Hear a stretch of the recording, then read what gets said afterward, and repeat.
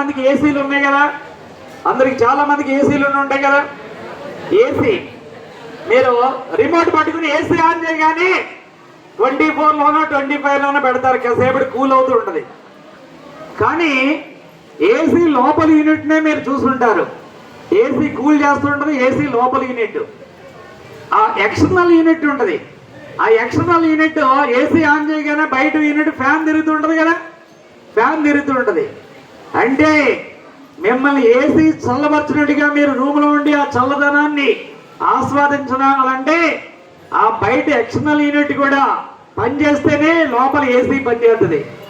అంటే ఇంటిలో మమ్మీ పిల్లలు అందరూ హ్యాపీగా నచ్చిన కొనుక్కుని వండుకుని తింటున్నారు, హ్యాపీగా ఉంటున్నారు అని అంటే నాన్న ఎక్కడో బయట ఏసీకి ఎక్స్టర్నల్ యూనిట్లో పనిచేస్తూ ఉంటాడు.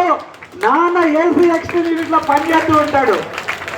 నాన్న ఎండలో అయినా సరే ఆ ఎక్స్టర్నల్ యూనిట్ ఎండొస్తే మాడిపోతూ ఉంటుంది, వర్షం వస్తే వర్షం పడిపోతాయి, చలి అయినా కానీ చలి వేసేస్తూ ఉంటుంది. నాన్న బయట ఎక్కడో చోట అలా పనిచేస్తూ మిగతా ఇంట్లో వాళ్ళందరినీ చల్లగా ఉంచినట్టుగా హ్యాపీగా ఉంచాలని చూస్తాడు. అందుకని ప్రతి ఒక్కరు కూడా మీ నాన్నగారికి అందరూ ఒక క్లాప్స్ కొట్టండి.